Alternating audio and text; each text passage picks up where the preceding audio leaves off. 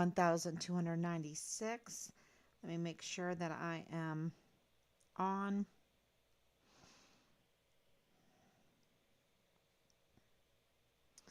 Oh man. Um, I'm just looking at something that popped up. Wow. Normally I would stop everything and I would comment because it has to do with Richard's case and it has to do with corrupt officials. Corrupt officials. Okay, so I don't know if you saw it. Yesterday, I even dared to post up Tucker Carlson's interview with Vladimir Putin. And yeah, um, it looks like it kind of got shadow banned. And, I'm like, why? Why? It's very, very important right now. It's very important. And what it shows, and here we are, 1,296 days, right? Coming up on 1,300 days doing this. And the whole problem why it's been taking this long is because the communications have been blocked. The communications have been blocked. The open records have been blocked. The truth of all of the connections, and today we have breaking news. There's so many family ties in the suspects and those that participated in the Walmart mass shooting case, and also which is Richard's case. Together, this is family connections, business connections also, and it's all coming out. So, and of course it makes sense, doesn't it? It makes sense. And here, all of this could be out there already, but because those connections are with the very people that we pay for, that we fund, and we call them law enforcers, right, are the ones that are covering up, that are not enforcing, but that are sabotaging. So law saboteurs, that's what they're doing. And because they're covering that up, the truth up, and not exposing the violations of the law, we're in this pickle. We're in this mess, right? 1,296 days. We're in this big mess. And it's so clear um, because, uh, you know, it makes sense. It makes sense that there are family and business ties, right? Because what would be the motivation? What would be the motivation to do the cover up, to go against the law? And what would make them so emboldened to be law saboteurs? What would it, if they're not afraid of the law because they are the ones that have the authority or are in the positions, they're the ones that all of society, all of the community, especially there in El Paso, depend on to enforce the laws, and yet they're the saboteurs, then that emboldens them with their criminal activities. And where does that trust come from? Because even criminal saboteurs, even the criminal enterprise law saboteurs have to have a loyalty. They have to have a loyalty amongst themselves. And that's why they get so brutally murderous, because if there is no loyalty, they have to kill you off, right? They have to retaliate against you. They have to kill you off. They have to threaten you. They have to spend, I'm not joking, thousands, tens of thousands, hundreds of thousands, millions of dollars on their informants. But, wait, but if we make a deal with some of these government officials, right? If we're the government and we can hire on the taxpayer's dime informants to do the dirty work, right? If we can get the taxpayers to fund our criminal activity, right? And fund our saboteur activities, right? So, like Bill Hicks, we have absolutely, he is a law saboteur. Matter of fact, I just put out a meme about him being the timestamp tamperer, right? The timestamp, but he is a law saboteur. That's what he is. And he's supposed to be the district attorney. He's illegitimate. He's illegitimate because he's a law saboteur. And any law saboteur who does not want to be a law enforcer and gets appointed and uh, gets into the office, first steps he takes is saboteur, tampering with his timestamp, right? But even before he got in, he was being a law saboteur because we have it in our open records requests. That's why they don't want to give it to us, right? Because they're so damning. So we get these open records requests, and what's in them? Him spying. It seems like espionage to me when you are, uh, you know, looking in on all the activity and DA Yvonne Rosales' office so that you know everything what's happening and you're not even in that office, right? And then you go in and research how to take her down. You even give a presentation on how to take her down. And then you email with Justin Underwood, who's absolutely a law saboteur. Please do not hire him. He's a law saboteur. He's up to no good. Because and think about it, what a law saboteur is worthy of a capital punishment because they are turning our society into a gang of bullies that if you don't want to go along with their criminal activities, with their fentanyl, with their fentanyl laced Percocet, with their human trafficking, with their child pornography, which is child torture, with their pedophilia, which is capital punishment to me, with their, uh, you know, all of these young people that are disappearing, where are they going? And now we find out at the border the problem is this organs trafficking, people's hearts being ripped out, right? Being found, their bodies being found with their organs ripped out of them. And, who do they want? Of course, they want young hearts, young adult hearts, young kidneys, young pancreases. And, I haven't talked about this too much. It's a nightmare. It is a total nightmare. And Richard was an organ donor, okay? That he had organ donor on his driver's license because he had a good heart. Literally, he had a good heart. But spiritually, he had a good heart. And that's why he put his life on the line to be a whistleblower.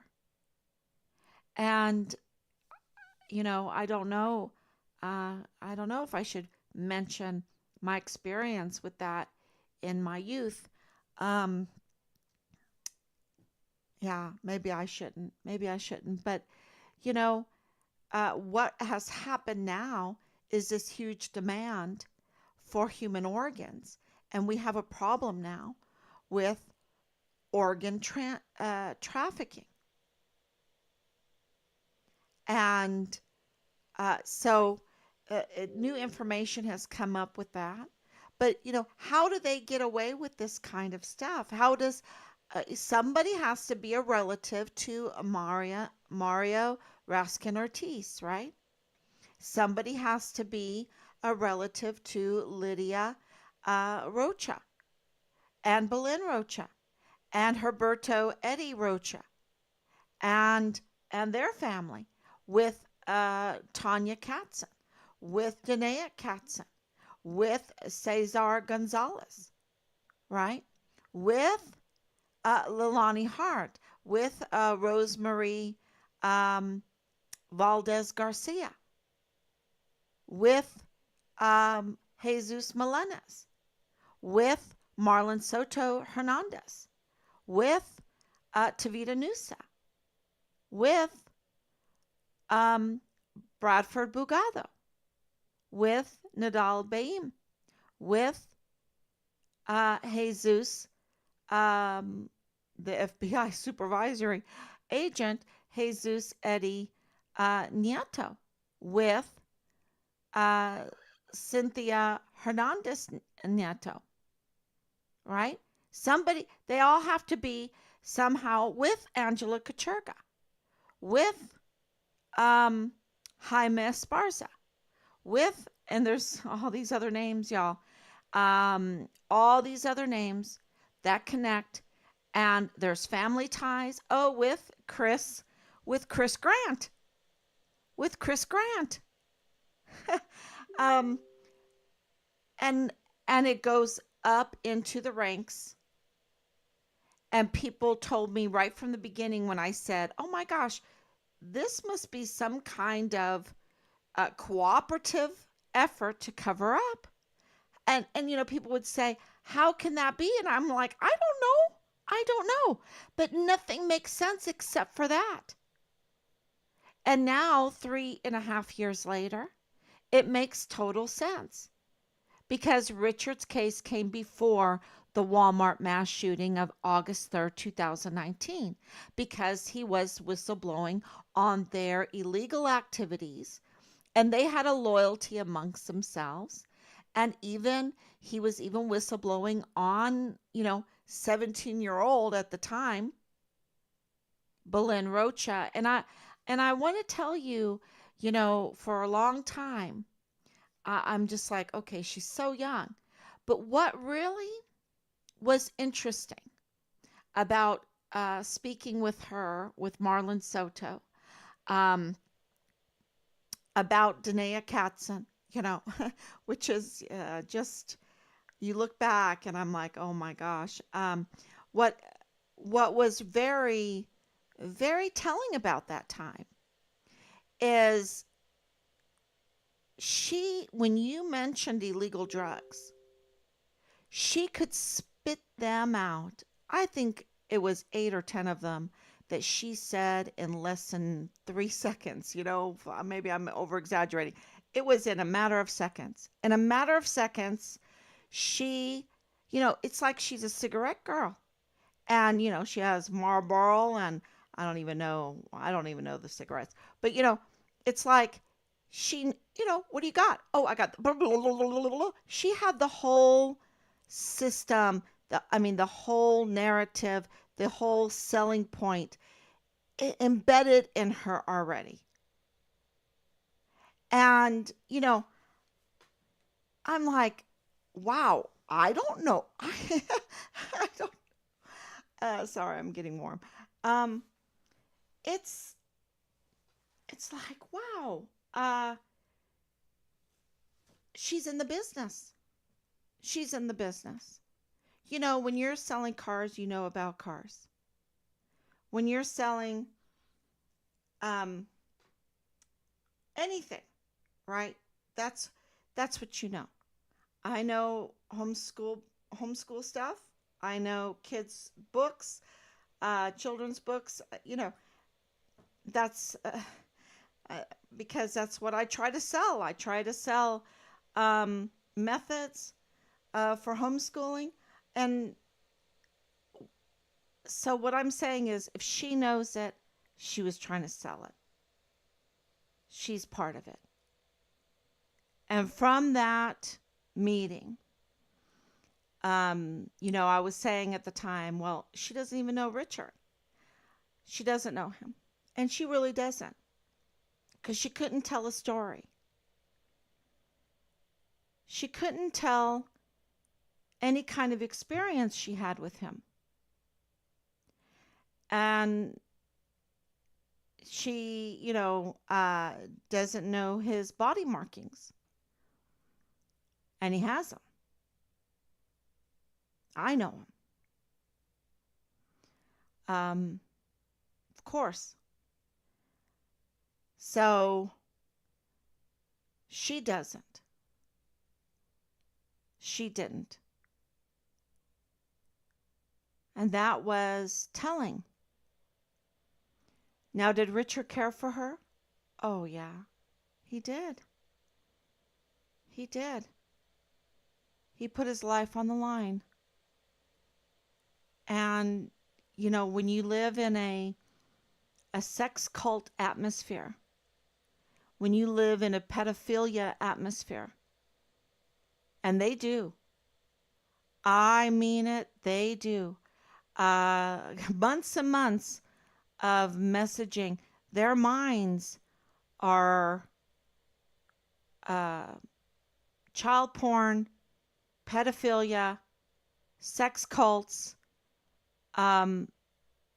It's pretty dirty. Pretty dirty. And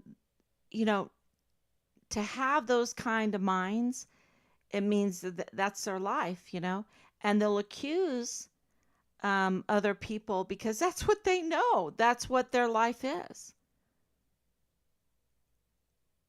I don't even know if they can imagine a life that doesn't have that in them. That kind of sex cult, dirty, pedophilia, pornography, drugs, all of that. The nightlife, the dreams cabaret, I can tell you 100%, 100% that when Richard got to Fort Bliss, that was not his mind. That was not his life. His mind, never, nope, never. And to see someone young be exploited like that, groomed like that, that he cared for, because it's like a teacher. You go into the classroom, at least for me, and you have your class and you care for them. You want the best for every one of them. You want every one of them to succeed. And they all have different personalities. They all come from different backgrounds, every last one of them. And you care for them. And you have that Good Samaritan mindset, right? The Good Samaritan values. You don't have this sexual cult. You might just want to care for them and want them to have a good life. And from the words of Richard, from the recordings that we have, I know you don't, have to listen to me. So he's not being domineering. That's what he said. I know you don't have to listen to me. But he had to say it. Don't do it. They're just horny. They just want to see you naked. They say they respect you, but they really don't.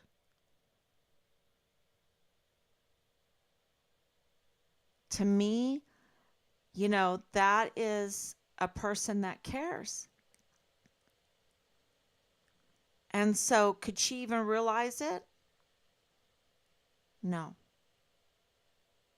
She said, he called the CPS on me. Okay. So, like, If your house is burning and someone calls the fire, the um, the fireman on you, right? Um, does that mean that, you know, your house is going to get ruined by a bunch of water or whatever, and that person is just hateful? If your children are being sexually exploited, if your children are being harmed, and someone, of course, the CPS is in on this cover up, because 85,000 unaccounted for minors, and the CPS is not up in arms. Ann Ogle's not up in arms when that is her duty to care for these young people that put their foot on Fort Bliss. That's her duty. She's in on it. Even if she's just silent, she's in on it. She's absolutely guilty. Absolutely. We've entrusted to her a job to look after children, to look after their well-being on Fort Bliss. And she hasn't. She's a very big player in this with Thomas Kane, the Director of Emergency Services. Very big player, because she didn't have Richard's back. And she absolutely knew who Richard was, because Richard complained to the Child Protective Services. But they don't care. They're in on it. That means there's absolutely human trafficking. Because where are they? I mean, let's not play dumb. There's human trafficking. And with that human trafficking comes human sex trafficking, child sex trafficking, slavery, just plain old slavery for cheap labor. And then there's also the organ harvesting trafficking. And then there's some kind of sick stuff going on too. So absolutely, Thomas Kane is a very big player in this with Ann Ogle. And any of them protecting them, the JAG, to no good. And then, of course, the DA. Where's the DA? He's too busy tampering with his timestamp, spying on the position that he wants, so that he can keep the crime cases in pieces, so that nobody will be held accountable. Because even in, this whole Patrick Crucius case, it's a mess. And it's such a mess. There's so much tampering. There's so much botchness. The botchness of these cases are so bad that he may walk. Now, I don't know how you feel about that, but I don't like that. And I don't even believe that he shot all those people. But he walked up and played the game. He walked up to that Hispanic police officer and has let the likes of Chris Grant, who is a total perpetual criminal, which is a very, very bad thing. Because, you can make a mistake. But when you're perpetual, that means you like making the mistakes, that you choose to make the mistakes, that you choose to commit the crimes all the time. You can make a bad choice sometimes, And you have to pay for it. That's right. But when you're perpetual, that in itself is a is really, really bad. That makes you a bad guy. And a bad guy is bad for our society, it's bad for our community, bad for our country, and it leads to uh, worse and worse crimes because they never get a belly full. They never fill their belly. They want more all the time of whatever terrible things that they do. Because there's no confession. You see, in my faith, confession is a sacrament. It's a sacrament. It's a restrainer.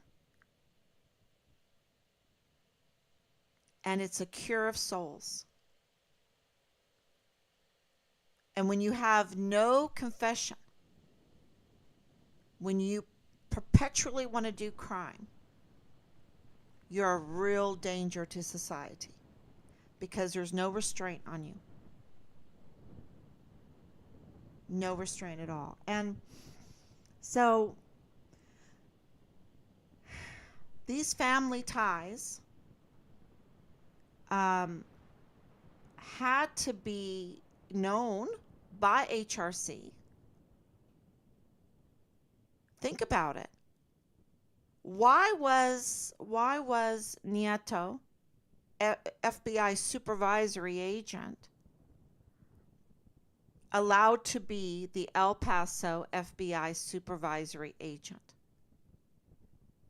He has so many conflicts of interest, it would make your head spin. And those loyalties, the family loyalties, the business loyalties, absolutely gets in the way of your law enforcement process and duties. Absolutely, especially when when they're criminals. We can't pick our family members, right? But why is he there? If he moved up in the ranks and he's, connected to the El Paso Police Department, that's another. I mean, there's so many conflicts of interest with him, with his wife, with Nadal Baim, with Bradford Bugado, and it gets deeper, that it would make your head spin. And don't forget that Nadal Baim is the FBI man. Absolutely, I'm with the FBI. Oh, no, he's not FBI. Well, he's FBI. He's FBI. He said he's FBI. I don't see him ever being arrested. Now, Tavita Nusa lost his badge.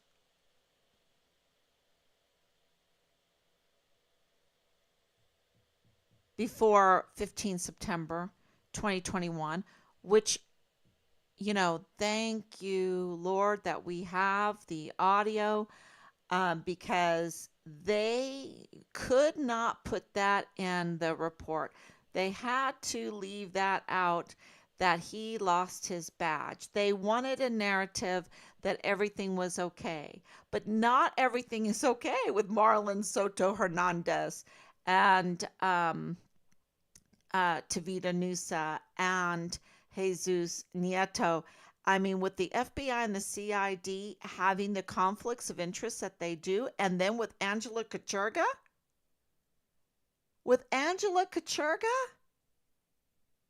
and with Bradford Bugado, the lieutenant colonel in the G3 of the 32nd ADCOM Richards Command, the internal affairs.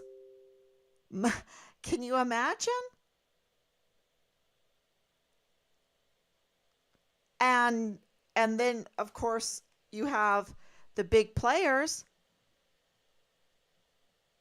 of Thomas Kane and Ogle and their business dealings together, of course, with Lilani Hart.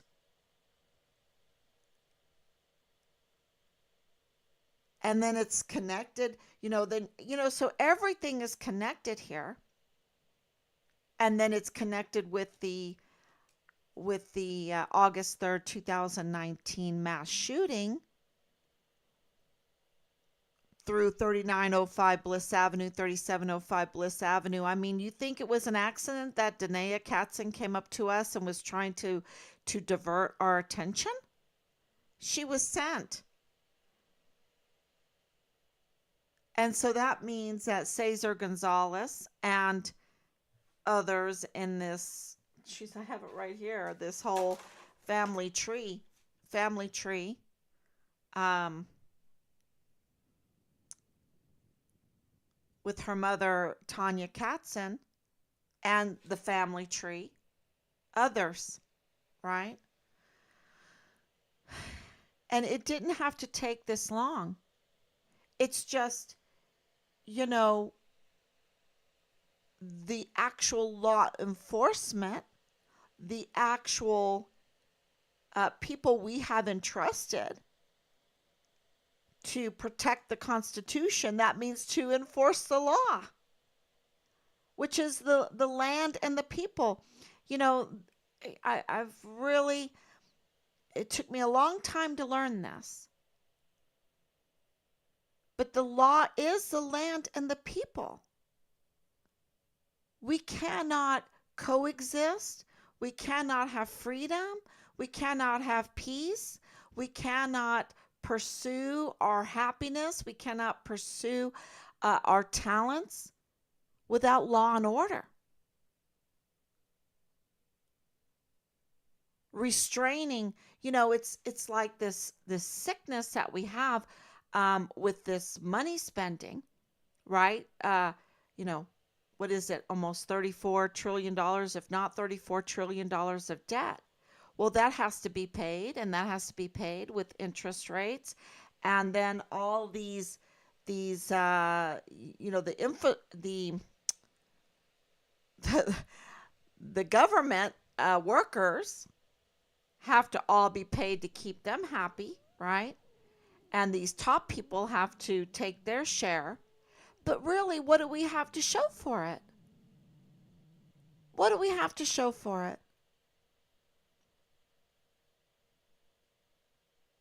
All that. You know how much $34 trillion is? I mean, it's like this bond for the new police station, right? That was passed. It wasn't going to be passed until August 3rd, 2019 mass shooting happened. And, you had this narrative that this autistic young man that surrenders himself to a Hispanic police officer with severe, Patrick Crucius evaluated as having a severe mental health condition, quote unquote, right, is supposed to have done everything that they said, right, without a drop of blood on, totally clean, super clean shoes. He even had white soles on his shoes, right? Everything clean, being bottles thrown at him getting in close range and being heartless and doing unspeakable things to Hispanic people, and after writing a manifesto. And, I mean, it's the most ridiculous narrative. Ridiculous narrative. Nothing makes sense in it. And we're supposed to believe that this perpetual criminal, Chris Grant, is a reliable source, and the media just repeats and repeats and repeats him like a media darling, just shows his picture up there all the time in the hospital. And, and I'm like, wait a minute. I have to ask some of my, my husband, of course, because he's a PA and he's treated gunshot wounds, right? He's treated gunshot wounds. He was in the military for 30 years. He was deployed. I've lost count how many times he was deployed in the war, um, treating gunshot wounds. And I'm like, an AK-47. You get shot twice in the gut by an AK-47? What happens? Well, you're not walking around. You're not walking back to the automotive unless maybe Superman or something. I mean, normally if you're a little bit weighty, have a little weight on you, that might help. But he doesn't seem to have any extra weight on him. And, all the great samurais were all a little hefty, right? Um, for protection. He's not, hefty at all. And we're supposed to believe this perpetual criminal that has a record of such bad things, y'all. He's a bad guy. He's a bad guy, not to be trusted, just like Leilani Hart. Leilani Hart is a bad, bad woman. Very bad. She gave over her friend's child to her household that she reported as being pedophilia, incestual, having weapons, illegal weapons, and threatening people with her with weapons, dealing in child porn, all of this. And she says, "Oh yeah, friend. Oh yeah, just leave your children here with them. Oh, they got raped. Oh, they got sexually assaulted in my master bedroom. Oh, well, I'm not going to report it." She didn't report it until what? What is it? 1 or 2 years later? There was no outrage, not until she was mad at her husband. Not until she was mad at her husband and the report would serve her. These people, they're it's such a terrible thing. What kind of friend is that? She's not a friend.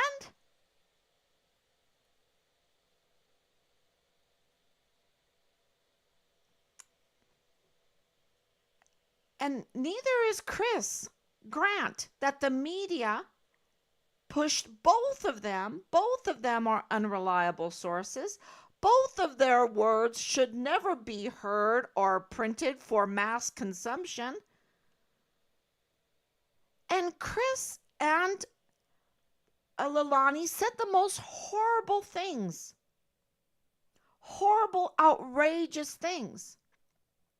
And we're supposed to believe him? Where the evidence with our own eyes don't tell that story. And El Paso Police Department, that's not me, that's El Paso Police Department, saying the evidence did not prove what Chris Grant was saying. The evidence doesn't prove it. Yet, that's the narrative that they ran with. A false one. No wonder President Trump calls them the fake news, because that's exactly what they did. The most fake, and what they did with that was to hurt people. They absolutely hurt us with Leilani Hart. We're still having to do this day in and day out to find out where's our son. And it didn't have to be. But because of Bob Moore of El Paso Matters, using an unreliable source, and Major General Eisenhower letting that happen with an unsecure military base. I mean, he's a bad guy. He's so bad. undoing our military. Why do we need enemies when we have a major general like Eisenhower, like Clem Coward, like Garrett Four-Star, like Donna Martin, IG, she's Inspector General of the Army, inspecting her role as the provost marshal when all of this was going on. She is policing herself, and she's being let to do it. Let to do it. What's going on in our military right now in the leadership, and it is really concerning because the military is not a democracy. You have to follow orders. So our sons and daughters are at great risk, and they have suffered so much. Honestly, if we didn't have this mess, Richard would be alive. Glendon Oakley Jr. would be alive. Vanessa Guillen would be alive. And Enrique Roman Martinez would be alive. And Austin Hawke would be alive.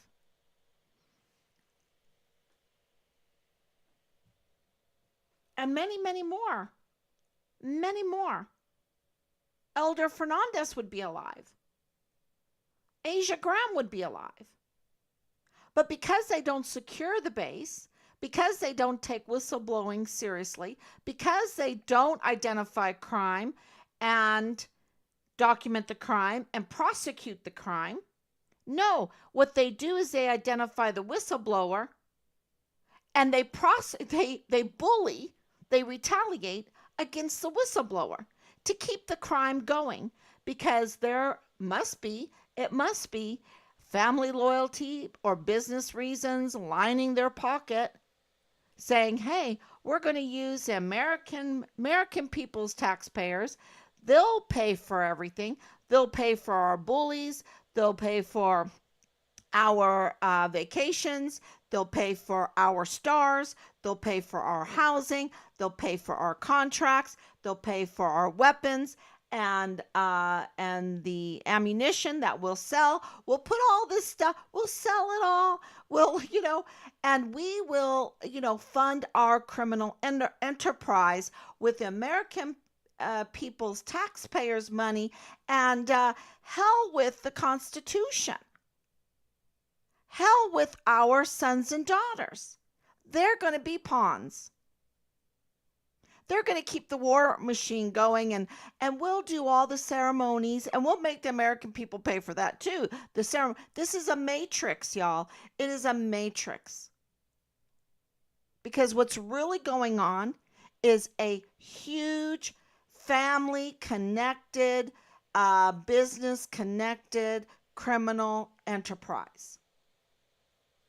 And, of course, Fort Bliss is a micro picture, right? A micro system there with Nieto, with Marlon Soto, with Tavita Nusa, with Ann Ogle, with Leilani Hart, with Dallas Hart, with the Rochas, with the Katzens, with, the Grants and the Garretts and the, all of this. They're just connected. And they've fine-tuned it. They've been doing it for a long time. The dream cabarets, and let's give our soldiers a good time, right? Let's give them a good time. But then Dreams Cabaret, when you look it up, they're suspected of doing the trafficking, the human trafficking. They're the ones that are doing the narcotics. They're the ones that are accused of sexual assault. They're the ones accused of violence. So, let's give them cards. They can go spend it over at Dreams Cabaret and have a good time. Being amongst the marketplace of illegal drugs, the prostitution, the human trafficking, the pornography, the whatever. And that's on the American people's dime. Oh, we caught a couple hundred. Oh, yeah, we caught a couple hundred. Oh, how dare they do that? And then they keep letting it happen because it's just a matrix, and they'll give us, a little crumb every so often. They'll have to put on this elaborate show, and I'm telling you, this Chris Grant thing, that was an elaborate, deadly show because it was so divisive. It was so racist. It was such a lie. Everything he said was such a lie. And I think, the very people in that, um, Donna Sifford, right? Donna Sifford, border, what is she? Border, I know Customs border director, right? But she's a big honcho in the Customs and Border Protectors. She didn't have her sidearm. It's not like she just got in. She didn't have her sidearm. She's a big honcho. She probably had to witness in Richard's case. That's another thing. It's like, okay, who witnessed? Who witnessed in Richard's case? Because the law enforcement was witnessing in Richard's case. We know that because of Anthony Swafford at the military police right there on Fort Bliss. Oh, who said that? The guard mount. Oh, who was witnessing for Richard? Well, and I'm telling you, with the border incident, um, someone had to witness. Well, is she trustworthy? I'm going to tell you right now, she's connected. She's not trustworthy. So, it's like the media brings out these people because Angela Kachurka is connected, which means that Bob Moore is connected. And Bob Moore was getting leaks, exclusive leaks from Bill Hicks that involved Justin Underwood, the attorney for Rosa Maria Valdez Garcia, who is the ex-wife, long ex-wife, connected to 3905 Bliss Avenue of victim Alexander Gerhard Hofmann wrote. I mean, these are all connected. They all have something to lose. And it's like, you're going to go crazy, crying, shaking because of my son? That doesn't make sense to me. No, no, no. I'm not afraid of my son. Why are you afraid of my son? Because he knew something. Because he knew something. And, you saw that he likes to write. We put up his letter to his grandparents from basic training. We're like, where's his notebook? Where's his notebook? I'm sure, Rob has kept a journal. Ever since I've known him, he's kept a journal. Where's Richard's journal?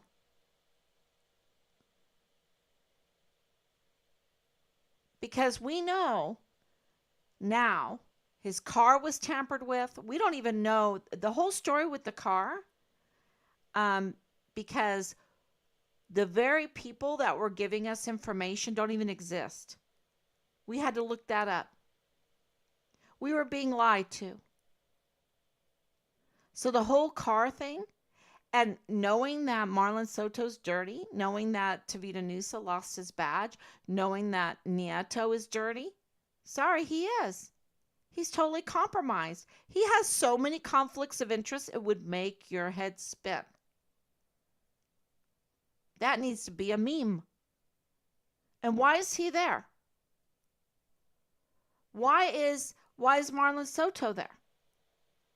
Why was Tavita Nusa there with his surgical technician, and his family with the mortuary affairs experience, and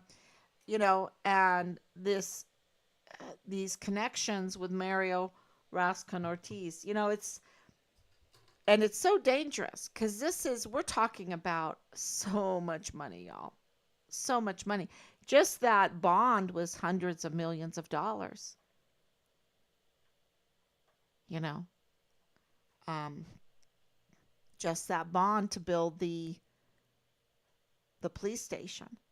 So when you start putting all these pieces together, it is it's so dangerous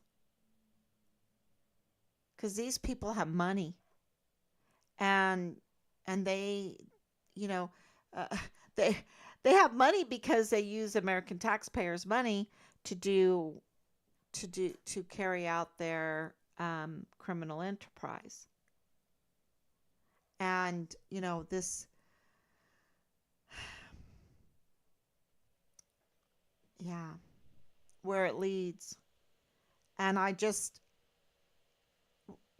Team Farm Richard Halliday, we've just said, when is it going to stop? If everybody is afraid, the bullies don't stop. And, one of my favorite movies is the original black and white Seven Samurai. And these farmers, they were so clever, but they were so afraid. And they could get extorted and robbed and robbed and extorted. And, that one samurai that had the will, not the skill, but the will, um, he ended up dying. Um, it's just, I don't know if you've ever watched the movie. The facial expressions, the emotions in it, the dedication to protecting what is good, what is true from the bullies that just want to rape and steal and destroy. And, um, they want all the benefits of hard work without doing any of the hard work, except, they just want to take. And, and then they demand loyalty amongst themselves. And then there's violent that happens because, of course, with a bunch of thieves, is there ever going to be loyalty? And that's why all these criminal syndicates are so violent, because they're continuously fighting amongst themselves because of the disloyalty. There's no honor amongst thieves. And, and of course, that violence spills over. And what I was told over and over again in these very vulgar, vile messages was that they already had judged Richard. They already had judged him, you see. But see, his loyalty was not to them, not to the criminals. His loyalty was not to the criminals. No. So, thank you, everyone. Thank you, Anicia, for coming on. Thank you, Grace, for coming on. Thank you, Ruth. And, you know, uh, the people of El Paso to come on this late, burning the midnight oil to hear this day in and day out. But we have breaking news just about every day. And there's a lot of breaking news happening behind the scenes that I'm not at liberty to even say because, you'll see it. You'll see it. You have to read between the lines of what is going on. And, we just have to be bold in the truth. And of course, it's so obvious that the ways that they're going to get the loyalty to carry out their very criminal, very violent criminal enterprise, because there's violence to children, there's violence with their pedophilia, with their incest, with their pornography. There's violence with their illegal drug trade and the weapons and the ammunition and the equipment. There's so much violence here. And the only way they can get um, the loyalty is with these family ties, the grooming, the grooming through these family ties. And that has become very, very obvious. And, uh, we have the hard evidence for it because we found the connections. The shocking connections are with the media, and it makes sense. Of course, Angela Kachurga is connected. And if she's connected, and she's totally connected, then when she was talking with me, she absolutely knew at that time what happened to Richard. That's why she didn't care to even ask, because she already knew. She already knew. And I think that that is, really heart wrenching because she has this reputation that, oh, you can trust me. I care about the border. I care about El Paso. She's the opposite. Absolutely the opposite. And that's heartbreaking because she really is the ultimate con artist in all of this, with Bob Moore as a con artist. These media, they really are the hypnotizers, the saboteur hypnotizers. They have their role to play. It's a huge role because if they keep us hypnotized, then we can't see that our so-called law enforcers are really law saboteurs. That they're keeping our murder cases in pieces, that they're not giving us justice, and they're just swindling us millions and millions of dollars. We still do not have the official report that Bill Hicks should give us, right? That he was told to give us, of the millions and millions of dollars that has been spent on the Patrick Crucius case, which is the August 3rd, 2019 mass shooting, and also it is Richard's case. And tell us, all what you've spent on that, because it's a lot. It's a lot. So thank you so much for coming on, and it's very important for you to share. And there's plenty on Find Richard Halliday to share. You can just do a search and for a topic that you think people need to know about, and share that information, because it is so multifaceted, because it is an international crime. It's binational, and we are working with the Department of State, with Mexico. We are working with that, and don't forget um, to read between the lines and everything. We are working. Uh, we do have. I want to make sure that everyone knows this. We are, because of what's happening politically, we're finally getting some institutional support that is moving, that is actually doing something. And so that is really, really good news. And, we had little bits, little bits, but now it's starting to move quicker. So please pray that we will have uh,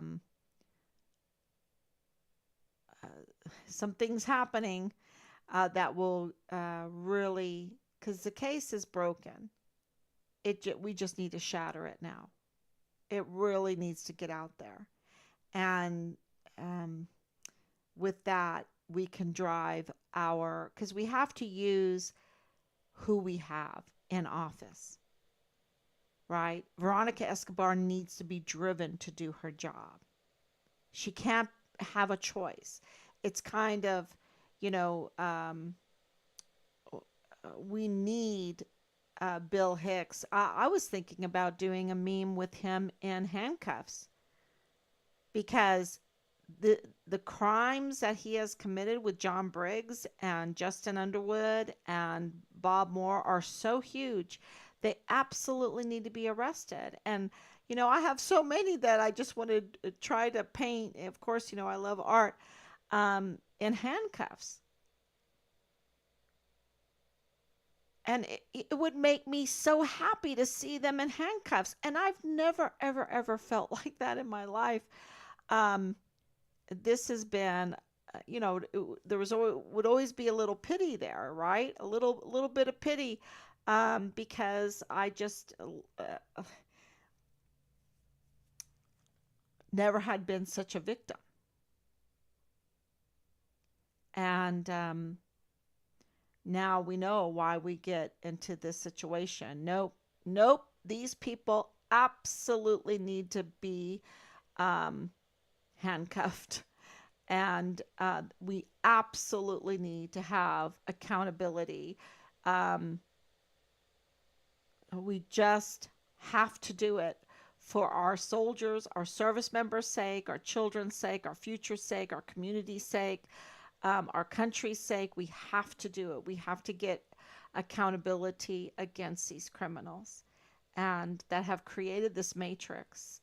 And if you haven't watched that movie, it's one of those kind of movies you have to watch a few times to really understand it. And with Richard's case, because the FBI is not what they they say they are, and the CID is not what they say they are, and the Army leadership is not what they say they are, and the DA office is not what they say they are, and and it goes on and on.